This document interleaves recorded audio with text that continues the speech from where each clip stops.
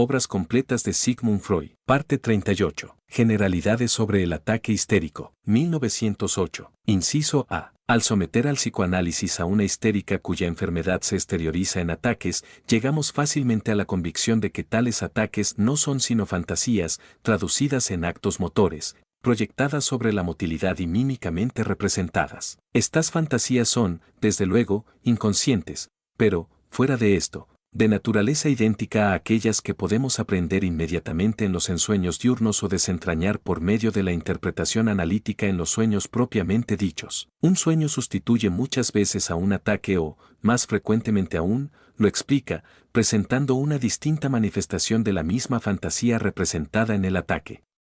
Pudiera así esperarse que la observación del ataque revelara la fantasía en él representada, pero es muy raro que así suceda. Por lo general, la representación mímica de la fantasía ha sufrido bajo la influencia de la censura de formaciones análogas a la alucinatoria del sueño, ocultándose así tanto a la conciencia del sujeto como a la comprensión del observador. El ataque histérico requiere, por tanto, una elaboración interpretadora, como la que emprendemos con los sueños. Pero tanto los fines a que tiende esta deformación como los poderes que la imponen y la técnica que desarrolla son los mismos que hemos conocido en la interpretación onírica. 1. El ataque se hace incomprensible por representar simultáneamente con un mismo material varias fantasías, o sea por condensación. Los elementos comunes de las distintas fantasías forman, como en el sueño, el nódulo de la representación. Las fantasías así encubiertas son frecuentemente de muy distinto género, por ejemplo, un deseo reciente y la reviviscencia de una impresión infantil. Las mismas inervaciones sirven entonces a ambas intenciones, con frecuencia en forma habilísima. Aquellos histéricos que hacen un amplio uso de la condensación llegan a tener suficiente con una única forma de ataque. Otros, en cambio, expresan una multiplicidad de fantasías patógenas por una multiplicación correlativa de las formas del ataque. 2. El ataque se hace ininteligible por encargarse el enfermo de desarrollar las actividades de las dos personas emergentes en la fantasía, o sea por identificación múltiple. Recuérdese, por ejemplo, el caso citado en nuestro anterior ensayo sobre las fantasías histéricas y su relación con la bisexualidad. Caso en el cual la enferma trataba de desnudarse con una mano y sujetaba sus vestidos con la otra. 3. La inversión antagónica de las inervaciones, proceso análogo a la transformación de un elemento en su contrario, habitual en la elaboración de los sueños, produce también máxima deformación. Así, el sujeto representará en sus ataques el acto de abrazar extendiendo sus brazos convulsivamente hacia atrás hasta anudar sus manos sobre la columna vertebral.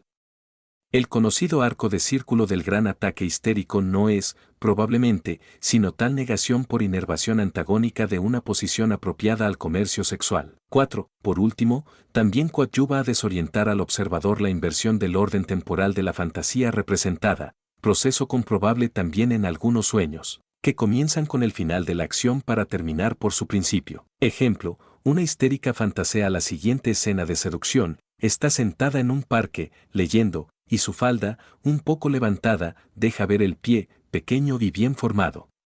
Un caballero se acerca a ella, entabla conversación y se trasladan a otro lugar, donde se entregan a tierno transportes. Al representarla sujeto en el ataque, esta fantasía comienza por una fase de convulsiones correspondientes al coito, y a continuación se levanta, se traslada a otro cuarto, se sienta, se pone a leer y responde luego a un interlocutor imaginario. Las dos deformaciones últimamente descritas nos dejan entrever la intensidad de las resistencias que aún se oponen a lo reprimido en su emergencia en el ataque histérico. Inciso B. La emergencia de los ataques histéricos sigue normas fácilmente comprensibles.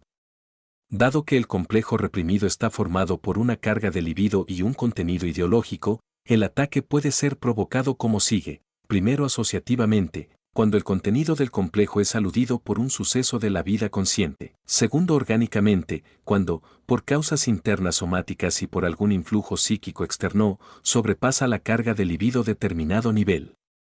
Tercero, en servicio de propósitos primarios, como expresión del refugio en la enfermedad, cuando la realidad se hace penosa o temible, o sea como consuelo. Y cuarto, en servicio de propósitos secundarios, con los que se ha aliado la enfermedad, en cuanto la producción del ataque facilita el logro de un fin conveniente al enfermo. En este último caso, en ciertos individuos, el ataque da la impresión de una simulación consciente, puede prefijarse el momento de su aparición e incluso aplazarse su emergencia. Inciso C. La investigación de la infancia de los histéricos muestra que el ataque histérico está destinado a constituir la sustitución de una satisfacción autoerótica habitual en dicha época de su vida y abandonada después.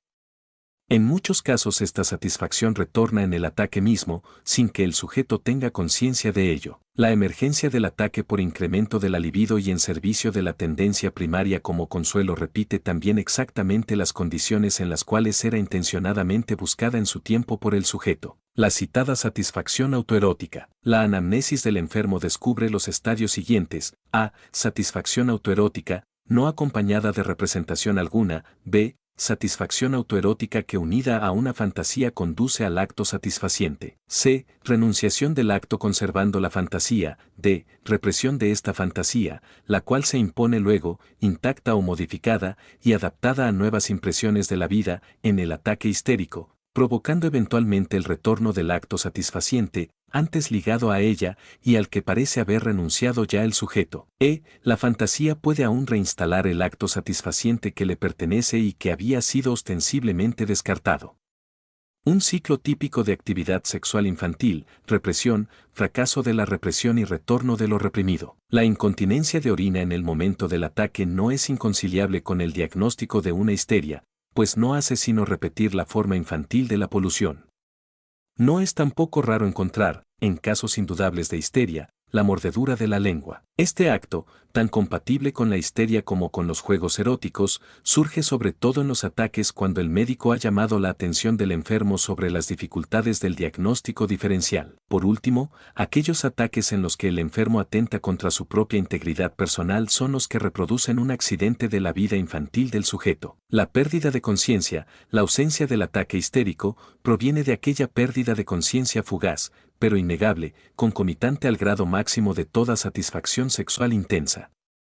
En las ausencias histéricas concomitantes al orgasmo en algunas mujeres jóvenes es donde más claramente puede comprobarse este proceso. Los llamados estados hipnoides, o sea las ausencias durante la ensoñación, tan frecuentes entre los histéricos, descubren igual origen, pero su mecanismo es relativamente más sencillo. En un principio queda concentrada toda la atención del sujeto sobre el curso del proceso satisfaciente, y al culminar la satisfacción, toda esta carga de atención se resuelve de repente, produciéndose un momentáneo vacío en la conciencia. Esta laguna fisiológica de la conciencia es ampliada entonces en favor de la represión hasta que puede acoger todo lo que la instancia represora rechaza de sí. Inciso D. El mecanismo reflejo del coito, pronto a desarrollarse en todo sujeto, masculino o femenino, es el que muestra en el ataque histérico a la libido reprimida el camino conducente a la descarga motora.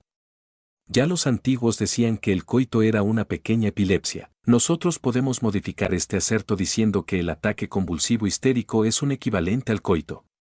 La analogía con el ataque epiléptico nos es de menos auxilio, puesto que la génesis del mismo nos es aún más desconocida que la del ataque histérico. En definitiva, el ataque histérico, como la histeria en general, restablece con la mujer una parte de actividad sexual que ya hubo de existir en ella durante los años infantiles, dejando vislumbrar por entonces un carácter estrictamente masculino. Puede observarse con frecuencia que precisamente aquellas muchachas que hasta los años inmediatos a la pubertad mostraron naturaleza e inclinaciones algo masculinas comienzan a enfermar de histeria a partir de la pubertad. En toda una serie de casos, la neurosis histérica no corresponde sino a una intensidad excesiva de aquel típico impulso represivo que, suprimiendo la sexualidad masculina, hace surgir la mujer.